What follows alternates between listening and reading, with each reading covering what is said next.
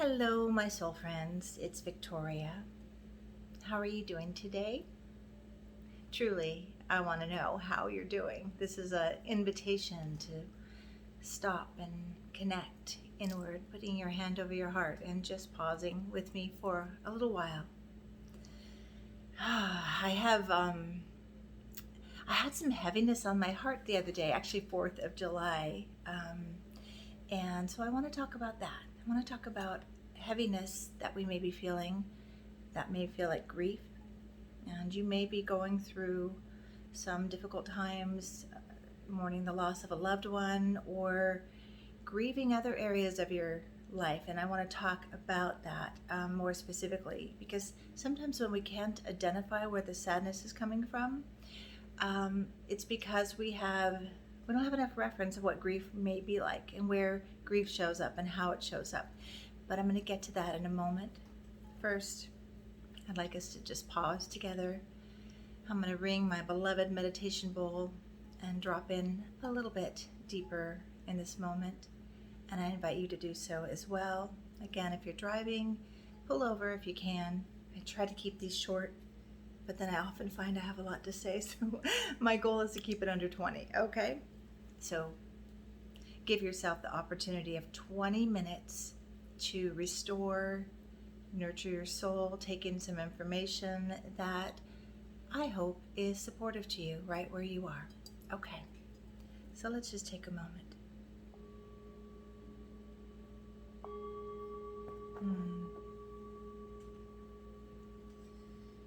And as you listen to the sound of this meditation bowl, let it draw you inward, disconnecting from the external world for just a little bit, to drop into your inner world, to just see, feel, experience. How are you doing in this moment? Where is your energy? Oftentimes when I do this, I find my energy way out there or on to the next project, next task, next person. And when I just follow my breath inward, and I like to say follow it in through your heart down into your belly, just dropping in through your heart, or you can bring your awareness to your heart where your compassion and acceptance and love is, and dip into some of that goodness for yourself. But then expand that breath all the way down through your belly, letting the mind-body system know that in this moment all is well. No matter what's going on, you can drop in, breathe in what you need, assessing what do I need, and then what would that feel like to have that need met, and breathing that energy in all the way through your body and down through your feet into the earth. So it feels like a little energy bath of love or calmness, whatever you need. Just bringing that sacred awareness inward and noticing what you notice with curiosity and compassion. How's your heart feeling? How's your body feeling? How is your mind doing? Is it busy in there, or are you able to focus and calm and be with me here? I'm just taking one more breath in and letting go of whatever's in the way of you being present to yourself in this moment. Okay, so grief. I feel that there's a lot of grief going on and we're not naming it. Because we may say, well, no, everything's okay, and I haven't, my family's good, everything's good. Why am I feeling sad? Or why am I feeling some sorrow here? Well, first of all, there's a lot going on in the world, and if you're an empath, you're feeling that. 4th of July, for me, I was feeling all kinds of feelings. And when you notice you've got some emotion stirring, and you're an empath in particular, it can be challenging to assess, is this my stuff? Is this somebody else's stuff? Is this the collective stuff? Where is this? What is it? So it's kind of interesting too. We were having we have a once a month Sunday gathering for my husband's work, Travel Edge, and only two people showed up, which was fine. I was really feeling some stuff, and so I just chose to be on the hammock and meditate and swing in that hammock and look up at the trees and just try to restore myself and nurture my soul. And later, my husband told me that one of the men that were there said, "What's wrong with her?" And I was really like, what? He really said, "What's wrong with her?" I mean, I knew that was his way of just checking in. How's she doing, right? But I don't know what my husband said, how he responded, but I wish he had said, "Nothing's wrong. She's just human, having a human experience, having some human emotions." We try to override that, take that spiritual bypass. I'm trying to turn my music down a little bit. Take that spiritual bypass, pray it away, affirm it away. But what's needed is just to be present, just to be with it. It won't be forever, but unless we are present to it, it'll show up in other ways. Or like that idea of pushing the beach ball down underwater so we're not dealing with it. Eventually, it's going to pop up somewhere. And with grief, there's a term called sneakers. Like grief can be like it'll sneak up on you. Like those waves that it seems like you're okay, you're on the shore, they're manageable, and you're fine, and all of a sudden they just wash in, and they will sweep people out into the ocean. And that's what a sneaker can feel like with grief. You think you're doing okay, you think you're on solid ground, and all of a sudden this wave of emotion sweeps you away, right? Well, so grief is really, this is how I think of grief. And now I've had a lot of loss in my life.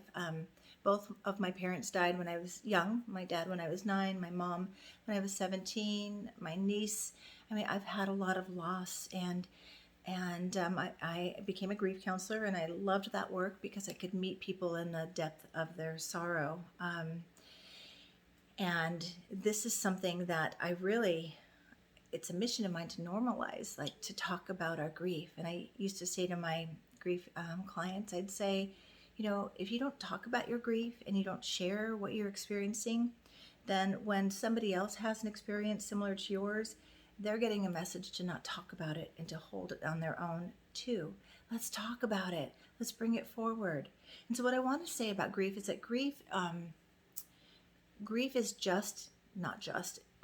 is adjusting. It's the way our mind, body, system adjust to life being different. We've had a lot of different, haven't we, over the last year and a half, adjusting to life as we knew it not being the way it was, okay? So therefore, I think all of us have experienced some grief over this time of dealing with COVID and adjusting, trying to make sense of all of this, maybe adjusting to friends having very, very different opinions, maybe some friends ghosting us because they know our opinions are different. A lot of adjustments, right? Just with that. A lot of us, I had to let go of my office of 16 years. I'm now fortunately on Zoom and phone calls, which I've been wanting to do for a long time. So there's that bittersweet, the challenge, and then the gift that comes from the challenge, the opportunity that comes from the challenge. But, each loss, each adjustment in our life, whether it's the death of a loved one, the letting go of something like an office, aging, letting go of the way we used to be, letting go of how our bodies used to function. I'm kind of in that right now. It's like our subconscious mind has these files of all of our references and associations, right? So consciously we're aware something's different. I have a friend that's moving away, and I have my, see, I'm going to cry right now. One of I call her my soul niece or my soul daughter, and my godson and her family, her other son and partner moved away back to California. And wow, see, I'm going to tear up right now. And I knew I would feel sad, but I was sort of surprised by the intensity of it, right? So this is where my file of my mind opened up, my grief story, my grief journey, all the losses of it I've had. No matter how much you've done your grief work, there's no there. There's no completion time with grief. It's an ongoing, unfolding process. And so when something happens in the present moment that is familiar to another loss, that energy opens up too. So in this case, if I can do this without crying, what came forward was, the death of my niece and Michelle. And so, okay, all right, here we go. I often say that part of my professional skill set is I'm a professional crier, and I help people access their emotions and allow those beautiful cleansing restorative tears to flow. So I'm getting you started out there. If you need to cry, if you ever need a good cry, come tune into my channel. And so what I noticed, this wave of intense emotion, was, okay, this is not only that my my soul niece is moving away with her family and not where, so accessible, a car drive away. It opened up all the loss of my niece Michelle. So that was very present. So that was some sorting on my part. This feels really big. What is this, right? And to not be frightened of what comes forward. So any loss, it's just being present to the feeling of it, to the story of it, to what are you telling yourself about it. What might surface are some regrets that are still there, some difficulty with the loss that hasn't been reset, right? So, and like I said, it could be many other things. Anytime we are needing to adjust to life as we knew it, no longer the same, this is where grief comes as an ally to support us through, to adjust, to take our broken hearts and reconfigure them in a new, beautiful mosaic. Or I like to think of like our hearts breaking to expand, to hold more compassion and acceptance. And don't you feel that whenever you've had a loss or a big challenge that you've moved through, that when you witness somebody else going through that, you just have so much capacity for compassion, don't you? So it's reconfiguring our being. And as hard as it sounds, grief is an opportunity to, to reclaim and to really assess our lives and where we are. And for me, so I want to talk about the grief of, I got that one out. The grief of, adjusting to getting older, or your body not being quite the same as it used to be, or grief of life not being how you thought it would be. This is a big one. This happens when we have the death of a loved one too. Part of that grief sometimes is grieving for what you wished could have happened, the potential of that relationship, the potential of you within that relationship. Or oftentimes people think that when a relationship ends, a breakup, the death of a loved one, or people move away or you move away, the relationship has changed, right? That you have to grieve that, you feel like you're grieving the loss of yourself. And here's the thing that I always remind people. All the interactions we have are bringing us more fully to ourselves. And all the gifts you received from that loved one or that relationship, those are opportunities, qualities, ways of being to integrate and cultivate into yourself, to carry that beautiful experience forward. For me, my niece Michelle, I would always tell her, you are the most courageous person I know. In fact, we all got tattoos of the courage symbol to remind ourselves of our courageous, beautiful Michelle. And I work on that. Like, I definitely am not as confident and courageous as she was.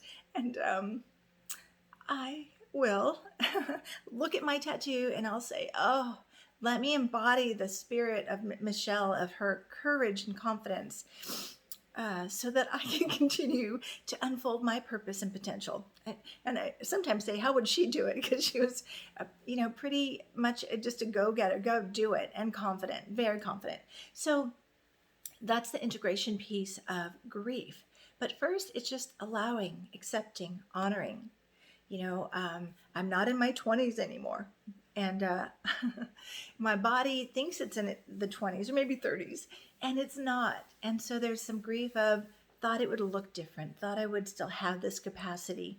And also the grief of physical issues. So I had some unexpected health issues 5 years ago that really set me way back, and I'm still trying to catch up with myself and reclaim my body. So the stages of grief, that first stage of grief, whether, again, all the griefs I've covered, be a loss of a job to loss of a pet, that this is a grief that a lot of times people minimize, and forget that our fur babies are our babies. For some people, and for me, I didn't have kids, and I had my beloved Scout for 12 years, and he was like a child to me. And so I think some people don't get that when your animal dies, the significance of that loss and that adjustment, right? So creating that space for yourself. So first stage of grief, shock, disbelief, and I believe this is a point of grace. So perhaps, for the collective grief of life being different through COVID, we were all kind of in a shock, kind of displaced, not knowing what's what, right?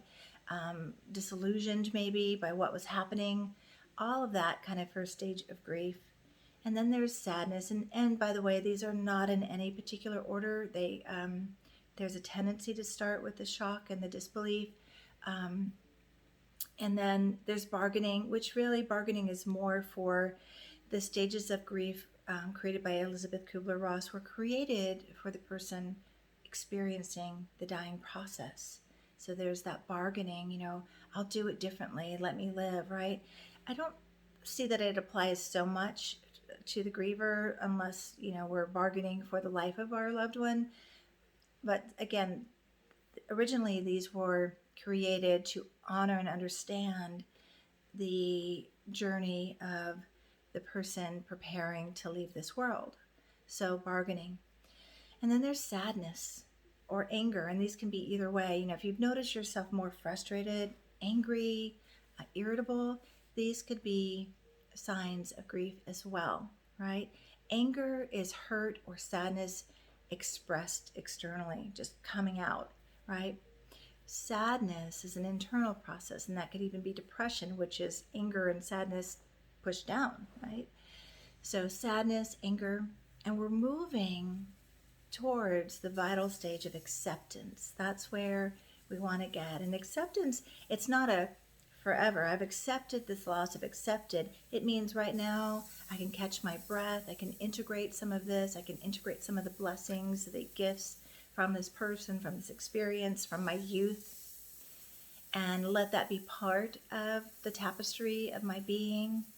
But there'll be another time, perhaps, like I'm sharing, that this recent letting go of the physical proximity to my loved one brought up the death of my niece.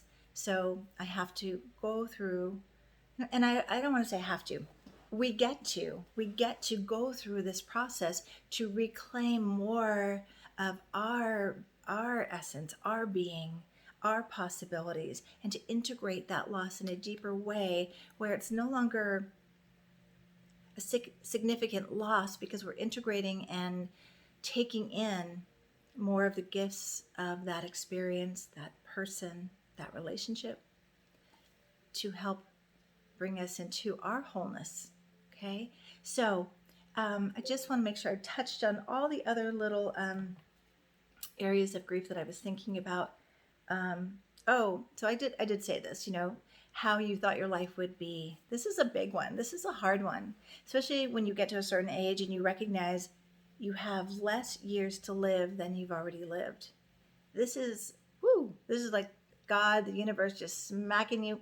Well, I think God's a lot more compassionate, tapping you on the shoulder and saying, it's time to do what you're here to do.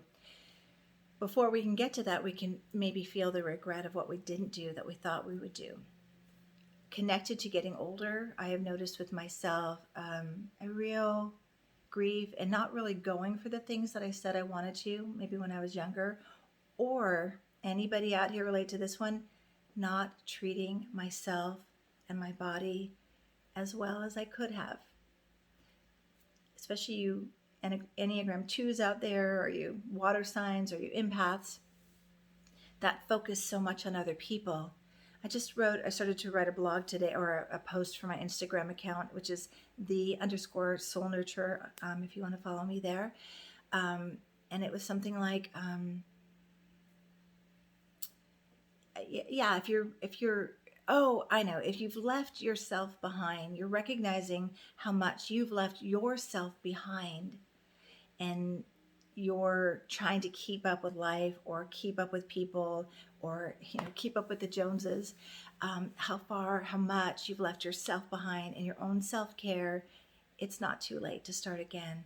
But first we acknowledge, we get real and say, okay, I haven't done it the best that I could, and it isn't too late. And I really want to say that instead of giving up, because we can do that easily. We can say, well, I'm never going to be able to run that marathon, or whatever your never is. And maybe it's not a never, but you're telling yourself it's never. But what can you do? What can you do with the time you have left, and the body you're in, and the capacity that you have to just start right now? So let your willingness to be present to your grief, to assess it, to recognize it. Is this mine? Is this the collective? Is it someone else's? I'm at 21 minutes. I'm going to wrap up. As I told you, once I get going, I have a lot to say. But if you're uncertain, what I would suggest, I call it wringing out your heart. I would suggest putting on some music that evokes some of your emotions, and letting yourself cry. Moving with that if you can, moving your body, watching a movie that is a go-to cry and get it out. I have a number of those. I just feel some energy stirring, and I don't know what to do with it. I don't know if it's mine, what it is. Of course, journaling happens. Journaling, I hope, happens. Journaling helps. But if it's too much and it feels too overwhelming and you don't even want to start the writing, let yourself cry a little bit. Move some of that emotion, energy and motion. It wants to move. It needs to move out of our bodies. Otherwise, it shows up as, perhaps pain or fatigue, brain fog, symptoms of grief. So that's what I wanted to share with you today. I'm curious if anyone else is feeling some grief symptoms, how you're doing, what you're noticing with all of the adjustments. And even good, I don't want to label it, but seemingly positive changes. You got a new job, you're in a new relationship. Any choice we make that is like, okay, no longer what was, it may bring up some sadness, because, again, my hair is tickling me. Again, adjusting. Your psyche is adjusting. Call it that if you need to. Yes, I'm grieving. I'm adjusting. And allow for that adjustment time. Support yourself. Give yourself time to rest, to cry, to get outside, to pamper yourself, to do those extra self-care items that really let your mind-body system know, hey, I'm with you. I've got you. Okay? It's really important, and you're important. So take good care of yourself. I'd love to hear your comments. Subscribe to this channel if you haven't. Like this video if you do. And I love comments, so please do comment. And I understand the more people that comment, the more my videos will get out into the public stream somehow. So help me in helping others. That would mean a lot to me. And if you're watching this on Instagram, take the time to go to YouTube and watch the video, because the views there matter too. All right, take good care of yourself. Honor yourself wherever you are on your journey, and honor your feelings, your emotions. Whatever's showing up is all purposeful to your transformation, to your healing, to your unfolding, reclaiming and restoring your potential. Nurture that beautiful soul of yours, and take good care until next time. Thank you so much for spending some time with me. See you soon.